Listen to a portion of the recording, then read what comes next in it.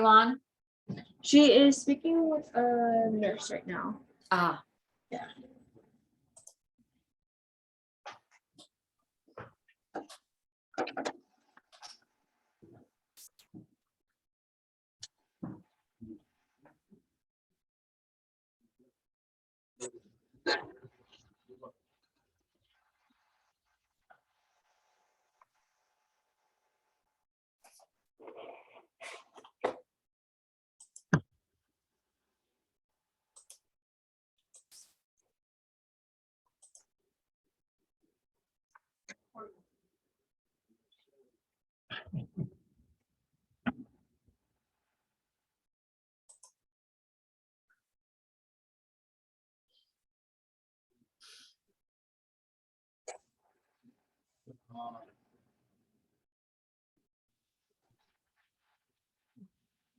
It's like something for a coal mine. Do more with heart failure. You can dig it.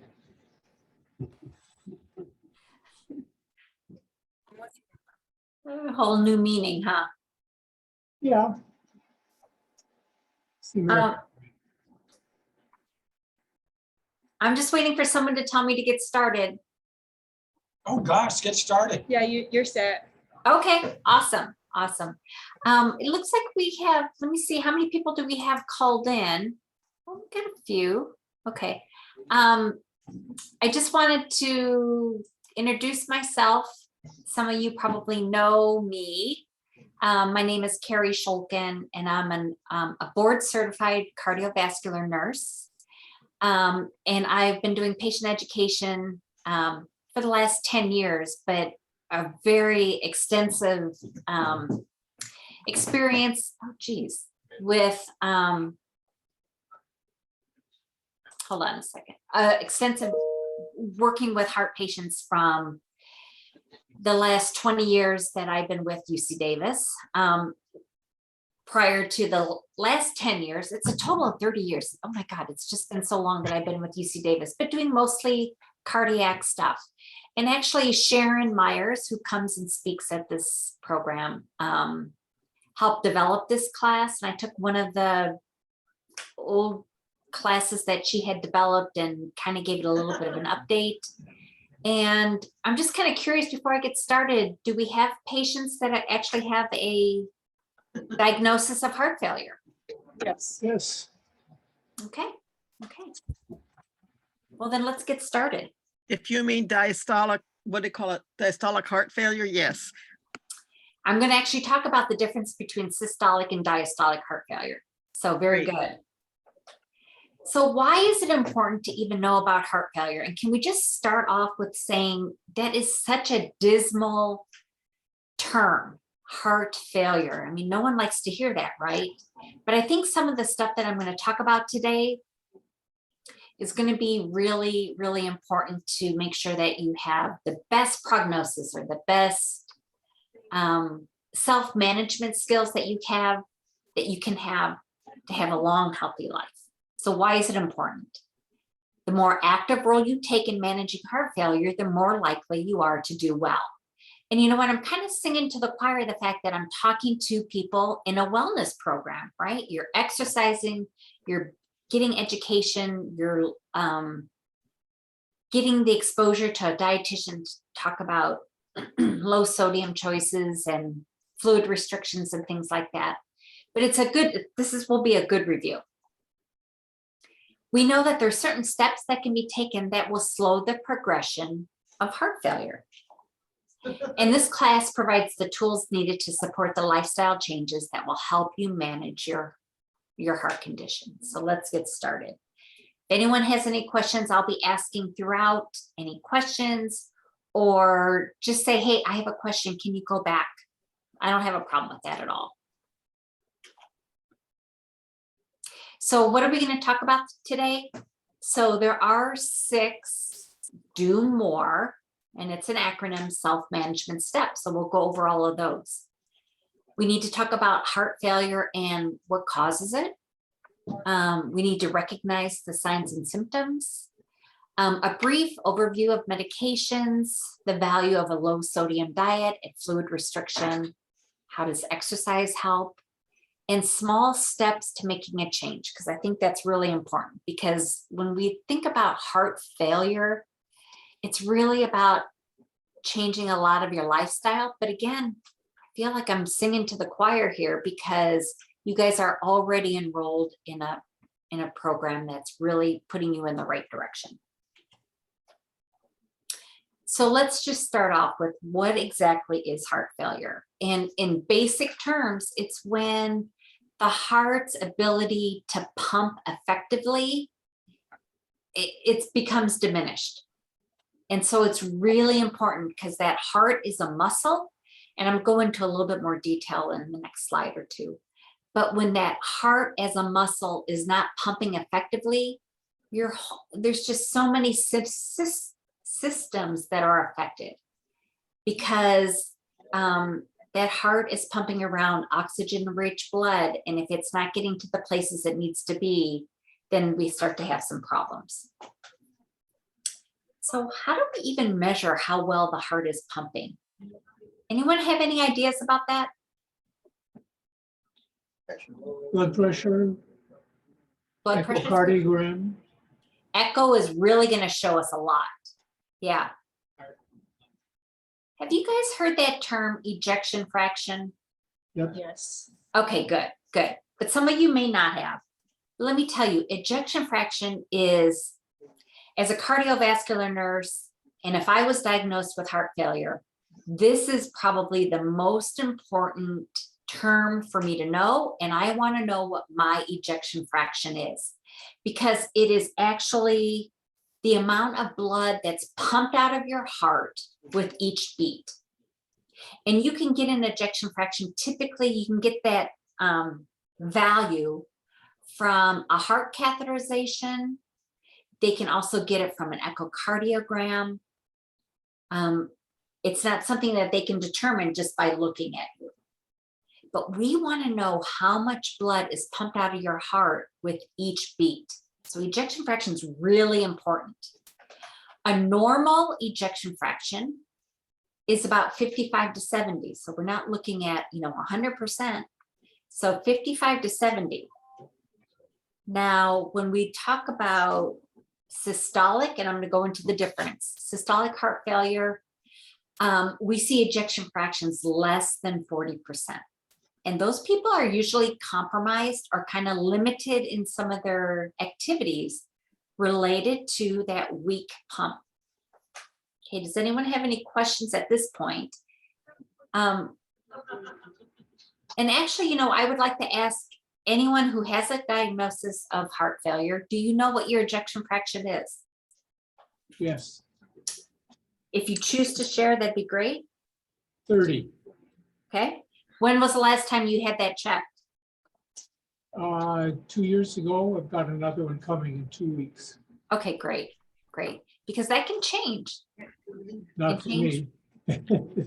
I don't know mine. I've never heard of it, but I'm seeing my cardiologist this week, and that's first thing on the agenda. I love that.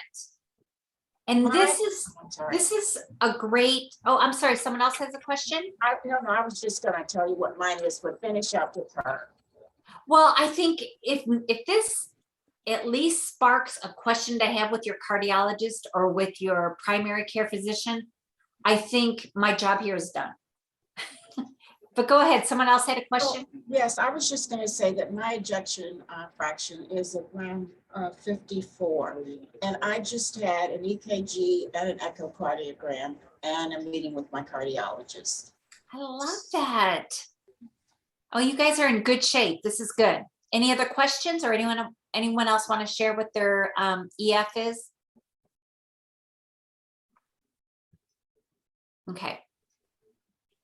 So let me go into a little bit more detail, and this is where Excuse me, Cari, but are you also going to go into the diastolic heart failure? this is the slide. You're 2 paces ahead of me. Okay, sorry.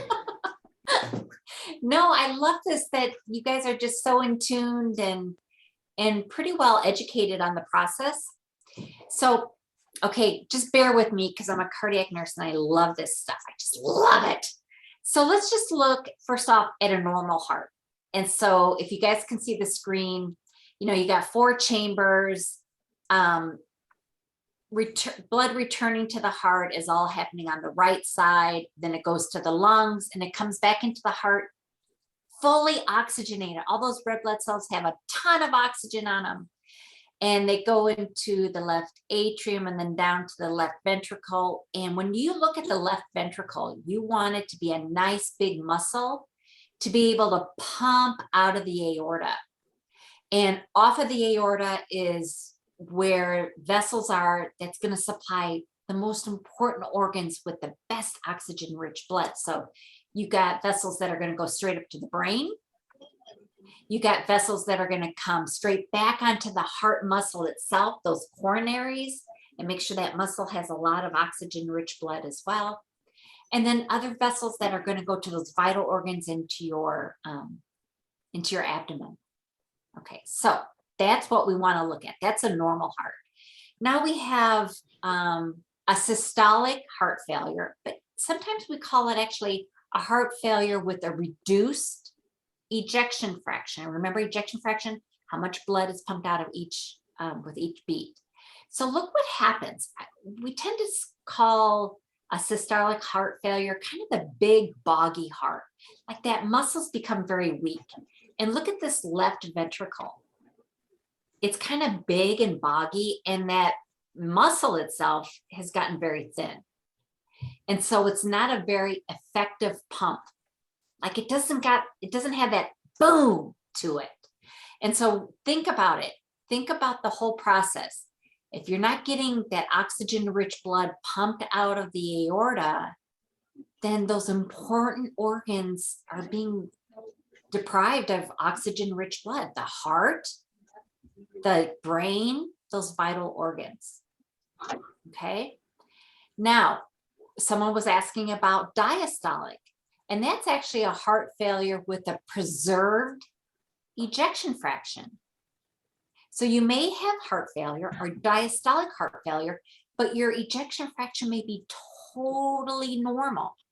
But look at what it looks like. This is what the heart looks like. That left ventricle now has become very stiff. It's not as, it's got a very thickened wall. Less blood is able to fill those ventricles, but what's pumped out is normal. Okay, but you still have symptoms of heart failure, and we'll go into that. So was it Elaine? I wasn't sure who was saying that they were asking about diastolic. I was, yes, it was Elaine. Elaine, so your ejection fraction, my assumption is going to be it's probably normal. But that doesn't mean that you don't have that diastolic, where that function of the heart may be compromised a little bit, and definitely that ventricle has become very stiff and small. So here's the important thing. Whether we have systolic or diastolic, we need to know what causes heart failure, because that's going to be really, really important, because the number one thing to do is figure out what causes it, and let's get rid of that. Let's make that better. So I want you guys to have kind of a mental note and start checking off some things. So a heart attack or even just coronary artery disease can cause heart failure. Untreated high blood pressure, heart valve disease, like aortic stenosis or a mitral valve prolapse, some genetic cardiomyopathies, something that's in your genes, like family members, all had some type of cardiomyopathy, which is like a heart failure. So if your parents, both parents had some issues, my father unfortunately died at 61 of a massive heart attack and had no symptoms, no history of it. My mother lived till 90 something, but she had heart issues and had to take that little pill periodically, the little white pill. Used to be real common for patients to take a pill if they felt something going on. I can't remember what it was. Yeah, well, so someone who's living in their 90s, God bless them. Yes. But if your dad passed of a heart attack, he may have passed of a heart attack, not necessarily heart failure. So what we do know about any type form of heart disease is that there's definitely things that can be in our genes, right? In our DNA. Will you address later on the difference between a heart attack and heart failure? Because he Yeah. died, they said, a massive microcardial infarction at 61, and what he was gone in a couple hours. So when we're talking about heart failure, we're talking about the way the heart is functioning, how it's pumping. Heart attack is those vessels that lay on top of the heart becomes blocked, and then blood can't get to the heart muscle itself. Like on the outside of the heart are those coronaries. And so that's a heart attack, is when blood is blocked from getting to a certain part of the heart muscle itself. And if it's one of those bigger vessels that supplies blood and oxygen to a big part of the heart muscle, you're not going to survive that. And that's probably what your dad passed on. Thank you. Yeah. So heart failure is something, if you do survive a heart attack, but there's enough damage to the heart that it's not pumped, that when part of that muscle dies in a heart attack, it's not functioning. And so if a big part of it is part of that left ventricle, or really any part of the heart muscle itself, it's going to limit the function of the heart and cause heart failure. Does that make sense? It's beginning to. Okay.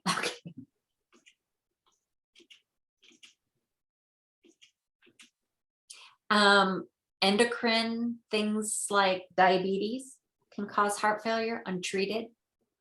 Hyperthyroidism, even having just arrhythmias, irregular heartbeats, viral infections or inflammatory processes, even postpartum, when not a lot of times, but it's been known to happen that once a mother delivers her baby, the volume of her blood is so increased with growing a baby that that's a lot of added stress to the heart, and that can post delivery can cause a heart failure.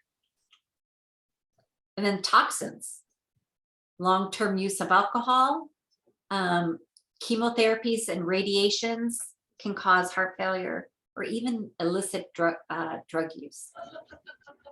Obesity. It's a lot of extra work for the heart to pump when a person is obese. And then there's idiopathic, which just means you've got a heart failure, but we're not sure, like we can't check any of these things off the list.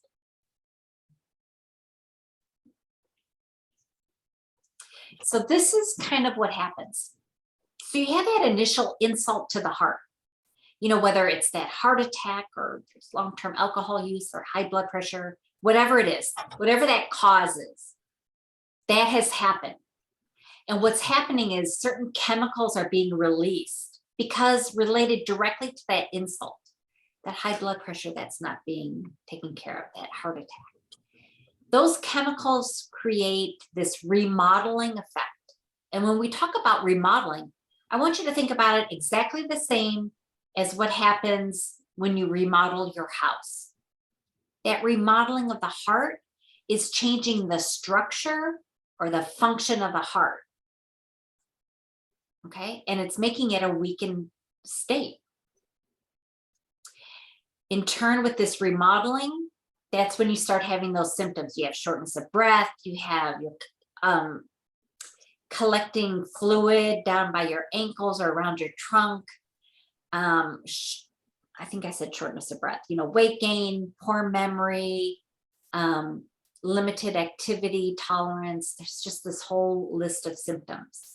And it's related to the heart structure being changed. So what do we want to do?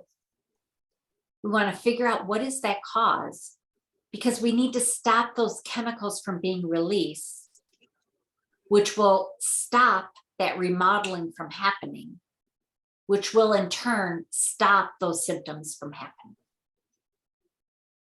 Okay, seems pretty easy and basic, but it's not.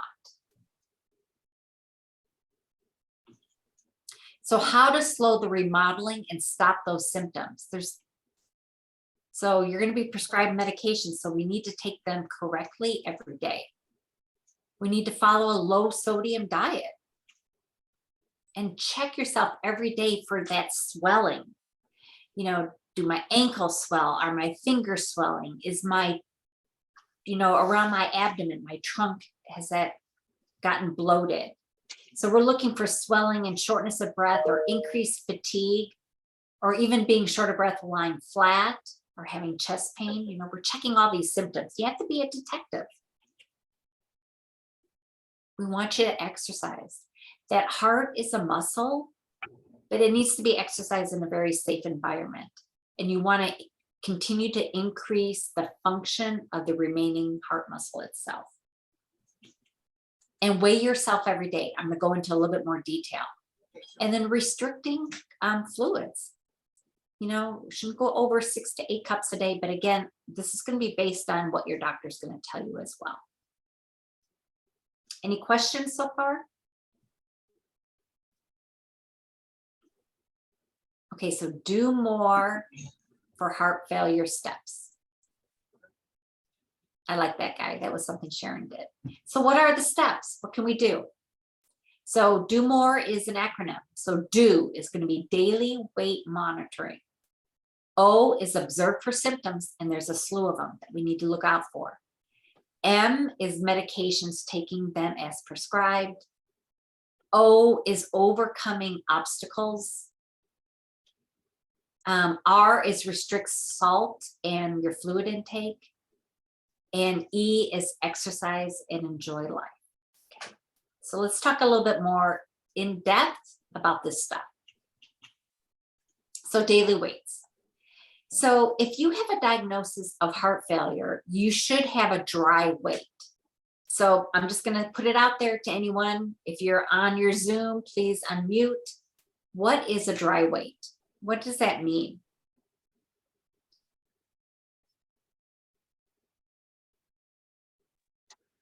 I would think it would mean the same time, the same circumstances every day. If you're wearing a nightgown, wear the same or a similar nightgown that weighs the same or something like that. It's similar to that, but we're going to take it one step farther. Your dry weight is when you have no extra fluid on board. And if you're not sure what your dry weight is, it's a discussion you should have with your doctor. So if you have a diagnosis of heart failure and you have absolutely no swelling, nothing at your ankles, your trunk, or your fingers, you're not short of breath, you don't have any symptoms, that's probably your dry weight. And everybody who has a diagnosis of heart failure should know what your dry weight is, because that's going to be a goal. You need that baseline, because when you weigh yourself every day and you're making a record of it, it's important. And why is it important? Because if there's that sudden or steady weight gain, it can be a warning sign that your body is holding on to fluid. So the scale is going to tell you if you may need a tune-up with your medications. Like maybe you had pizza and you had pickles and you had a bunch of salty fries, and the next day you put on 3 pounds. It's not fat, but that's 3 pounds above your dry weight. That's extra fluid. And you're going to notice, oh my gosh, my rings are super tight and my shoes are tight. That's fluid overload, and that's extra work that your heart has to do. So that's important to know. Fluid buildup is shown by a weight gain of 2 to 3 pounds overnight or 5 pounds in a week. And that's why, what is my dry weight? I'm going to weigh myself every day and keep a record of it. But I think Elaine even touched on this. We need to weigh ourselves like at the same time every day, the same scale as well.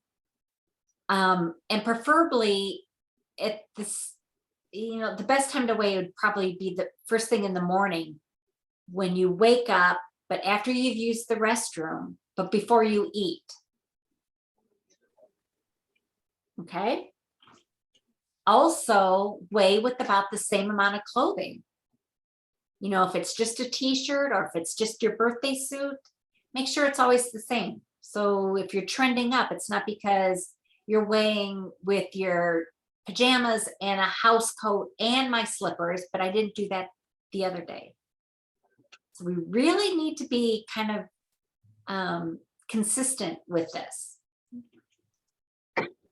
And your scale should be on a flat surface, not on carpet, and not on a surface that is,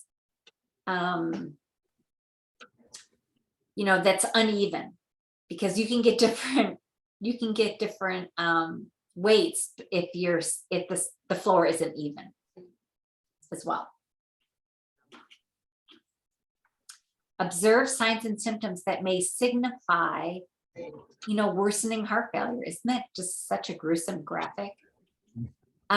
And so what we're talking about are things like that sudden weight gain, 3 pounds overnight, 2 to 3 pounds, or like 5 pounds in a week. It's not fat. It's going to be fluid. And with that, what about an increased cough or some wheezing? Think about it. It's extra fluid on board. It's going to affect your breathing. You may be more fatigued. Like, I was supposed to run errands today, but there's no way I was going to do it. I was just too tired. And when just even walking around my house, I'm short of breath. All of these should be like ding, ding, ding, ding. These are warning signs. And you know what? I've noticed that I usually just sleep with 1 or 2 pillows, but over this last week, I've had to put like 3 or 4 pillows behind my head to be more upright, to breathe easier at night. And I noticed my feet, my ankles, even some swelling in my face or around my trunk.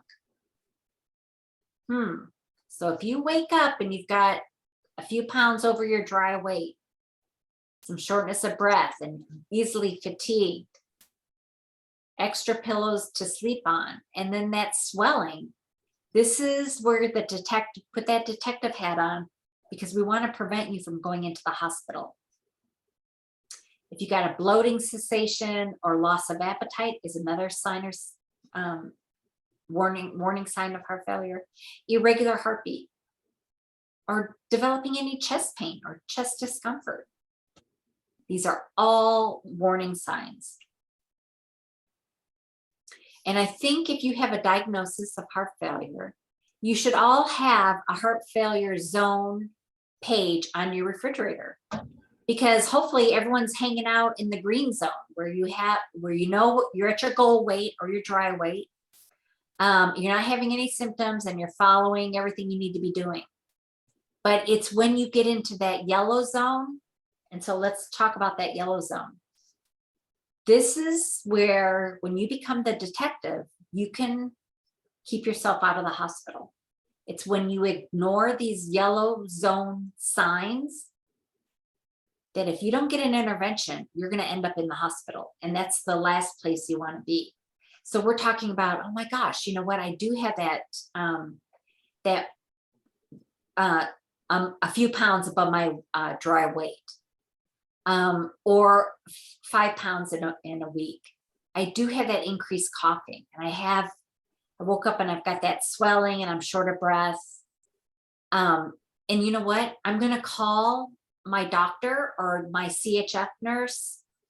I'm going to call them and let them know right now what's happening, because all they may do is say, hey, take an extra pill of this, maybe you're diuretic. Take an extra pill of this, maybe it's your beta blocker, whatever it is, but it may be enough to keep you out of the hospital. Because if you do nothing, the chances are you're going to end up back in the red zone, which is chest pain, unrelieved shortness of breath, it's going to be a 911 situation that you need to see your doctor right away or get into the hospital.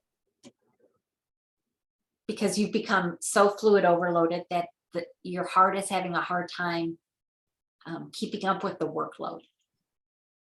Okay, so yellow zone is really important because this is where you can make the difference and keep yourself out of the hospital. Does anyone have any questions about that? Can you put the previous slide on for just a minute, please?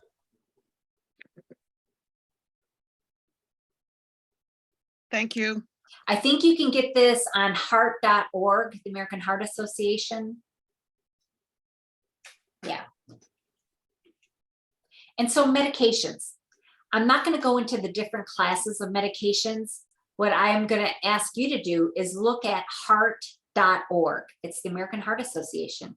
And you can put in your medications and look them up that way.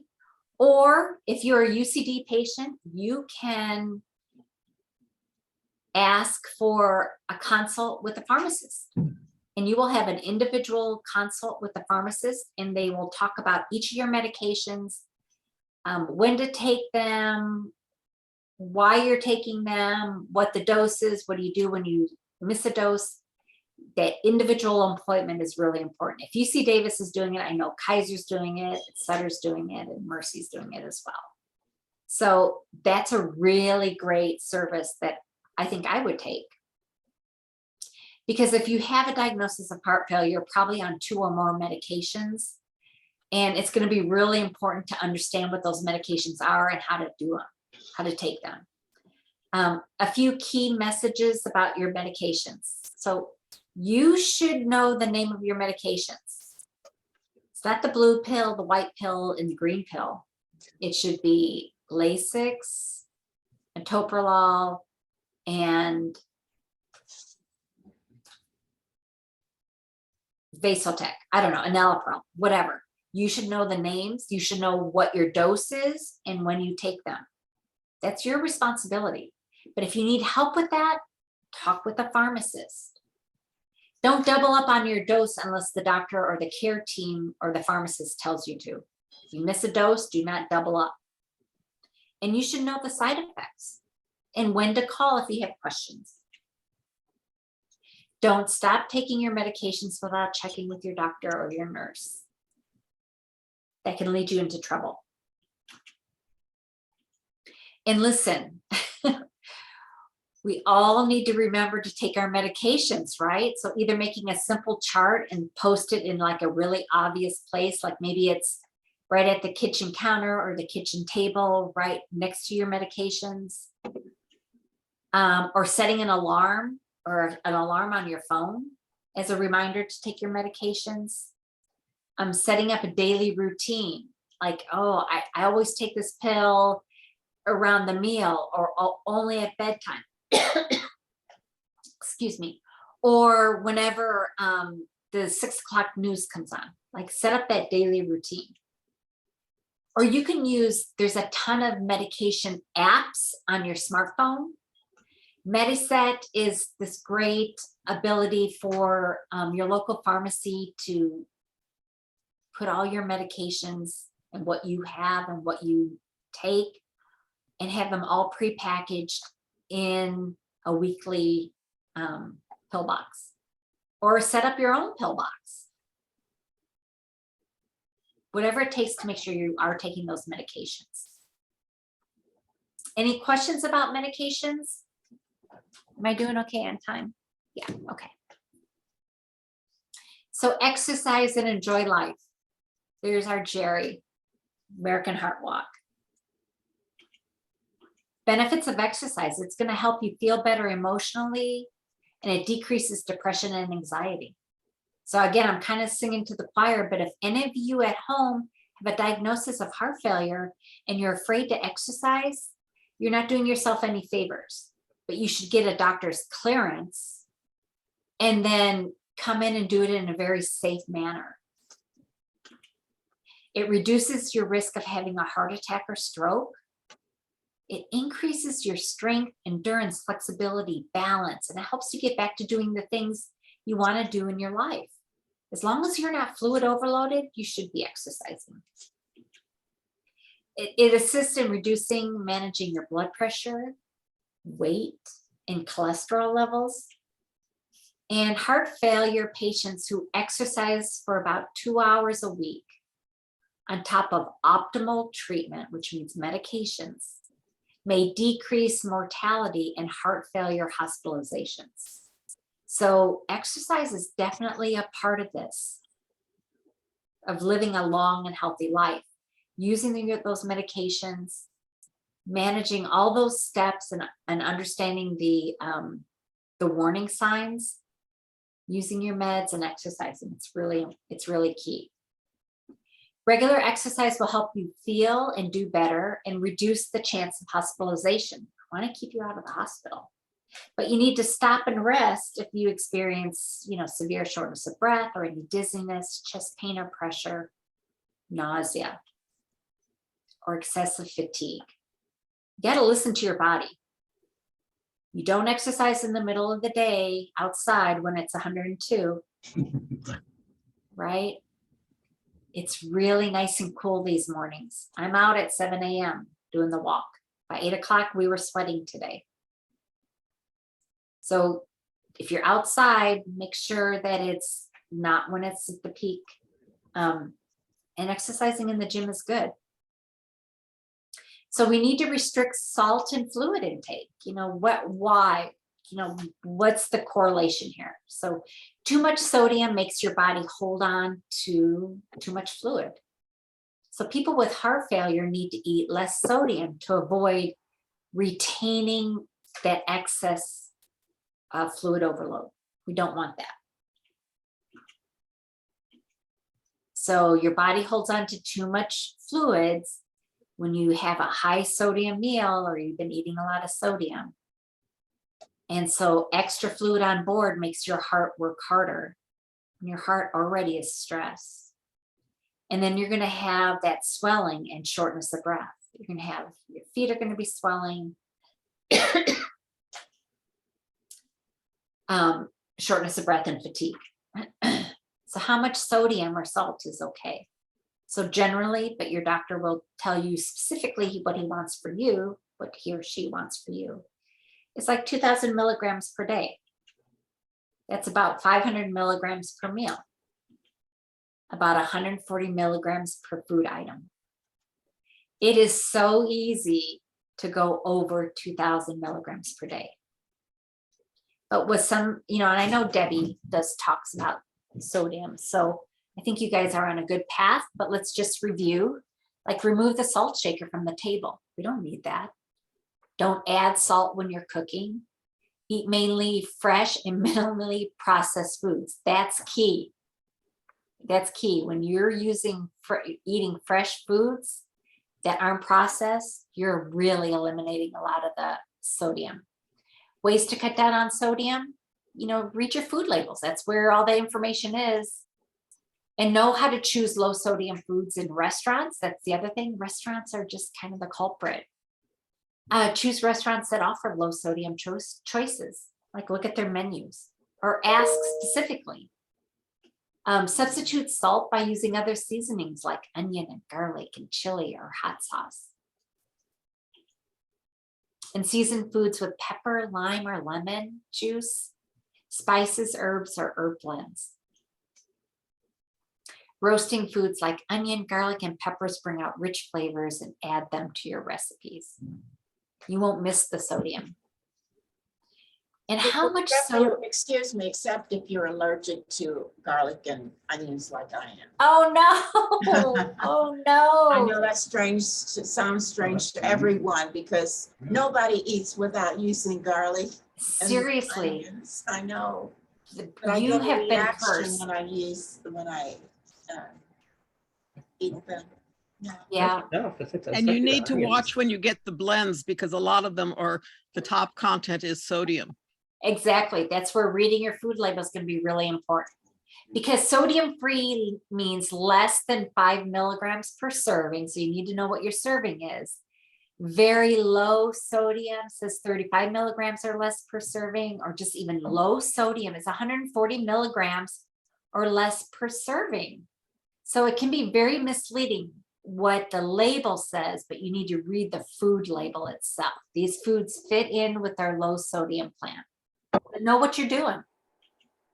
Because this I found interesting. I almost took it out, but it's like, I learned something, so dang it, I'm going to put this in. So just a regular chicken breast, 69 milligrams. But if you go to a fast food, 575. Or how about a cucumber? I'll eat a cucumber any day. But you know what a dill pickle is? That's a cucumber. And a dill pickle can have up to, almost 1,000 milligrams. Pork chop, just 3 ounces, barely any sodium. But ham, check it out, over 1,000 milligrams. A tomato right out of your garden versus tomato soup, processed again. Fresh tuna, I did not know this. Well, I knew fresh tuna because I eat sushi. It's great. But I didn't realize that canned tuna had so much sodium. I did not know that. And a steak, 55. No one here is eating a steak, right? But a fast food hamburger has 670 milligrams of sodium. Crazy. Suggestions for eating out. Avoid condiments. That's where a lot of sodium is. It's that mustard, ketchup, pickles, tartar sauce. Request foods to be paired without salt. Ask for it. Ask for salad dressing and sauces on the side. I think we pretty much do that. Add just a little for flavor, but don't have it drenched in those things. And order things broiled or grilled without salted seasonings. And how much fluid? And again, this is going to be based on whatever your doctor says, he or she says, what your fluid restriction may be. Typically, it's 6 to 8 cups, which is equivalent to 48 to 64 ounces, or 1,500 to 2,000 milliliters. Okay, so what does that look like? So like 1/4 of a cup is about 2 ounces or 60 mils. A 1/2 a cup is about 4 ounces or 120 mils. So you kind of get it, right? And let's talk about alcohol. Because alcohol is a liquid, but it's so much more than that. It's actually very toxic to the heart muscle and should be completely avoided if it has been the cause of your heart failure. Dr. Capagotti used to say, some of the cardiologists would say, well, you can have, like 1 drink a night, that's 1 glass of wine or 1 cocktail or 1 beer. And Dr. Capagotti had us put up a thimble and say he didn't even want people drinking a thimble of alcohol. And so any questions or comments, take care of your heart. It's the only one you have. And I think with heart failure, there's a lot that we covered. There is a lot. But all the major healthcare facilities now have heart failure programs. And if you have a diagnosis of heart failure, being connected with any of those programs, you're going to get a specialized nurse like UC Davis had Sharon before she retired. She still has her finger in that pie though.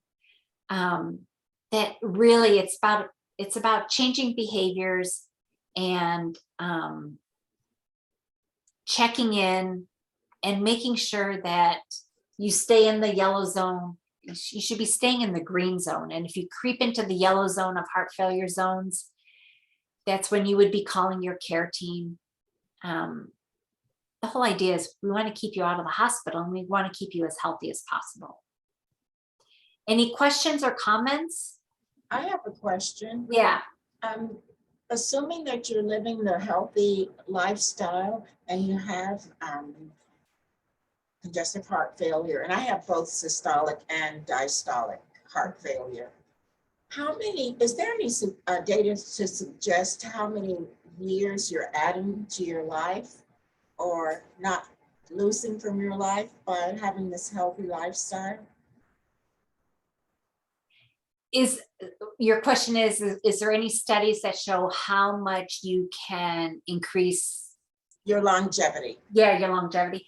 You know what? I think that there's just so many variables because your heart failure is so different than someone else's heart failure. Mine And is so- genetically caused. I'm sorry? Mine is genetically caused. Gosh, yeah.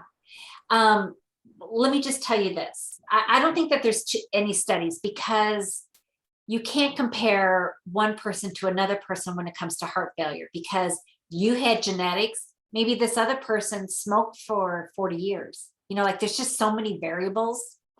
But this is what we can tell you, and this is what the studies do say, is that all those do more steps, you know, the daily weights, the optimal exercise, the fluid, you know, all of those steps is going to prevent the progression of heart failure, and it's going to make you live a healthier life.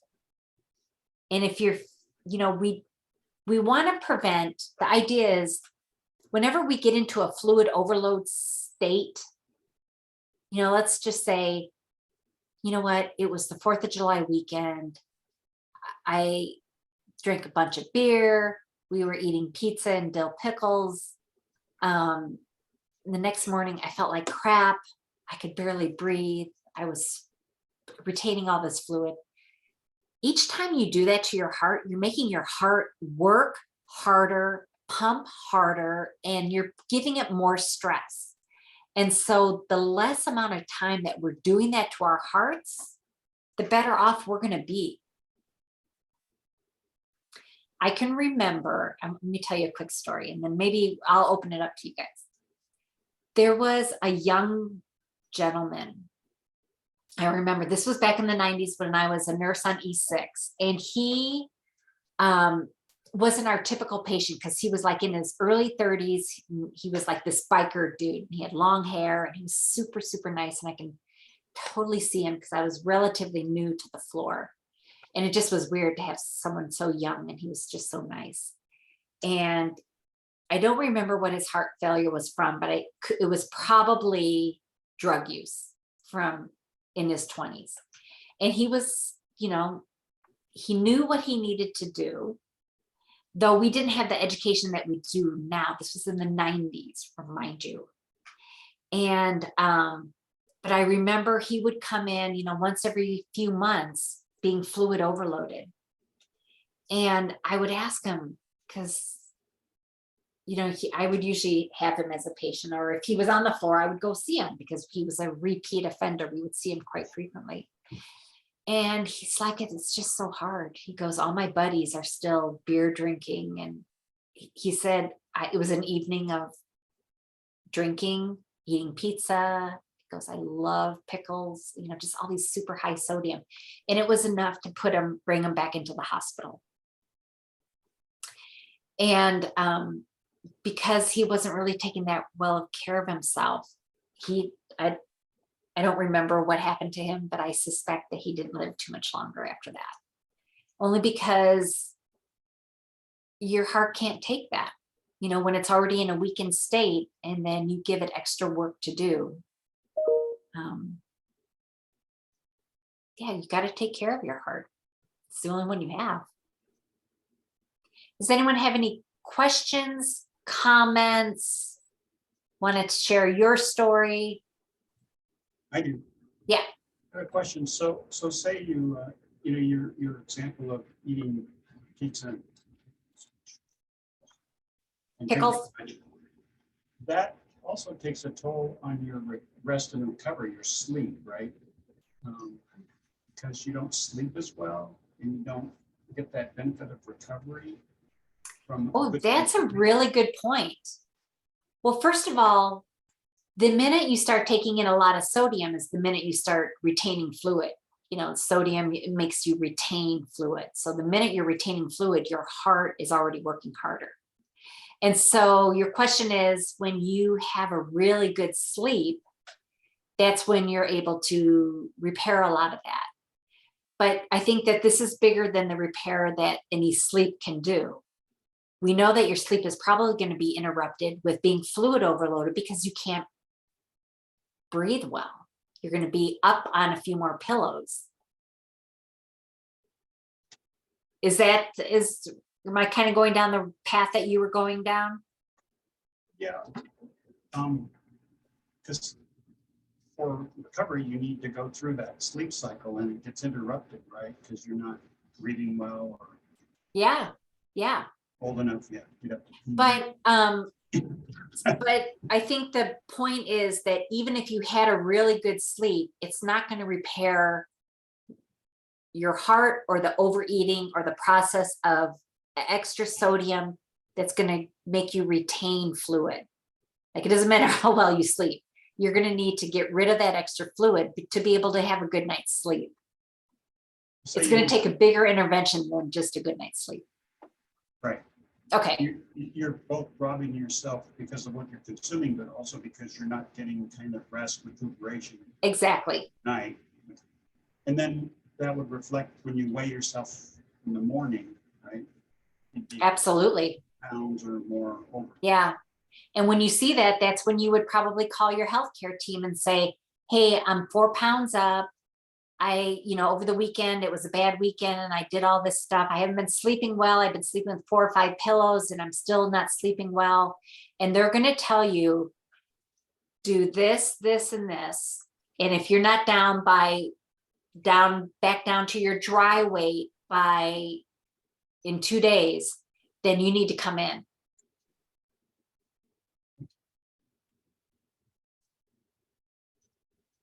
That's kind of the beauty of having, these healthcare teams, like the heart failure team. Yeah, so what about all the people that don't have healthcare teams? Why, if you're connected to a system, there's a healthcare team for you.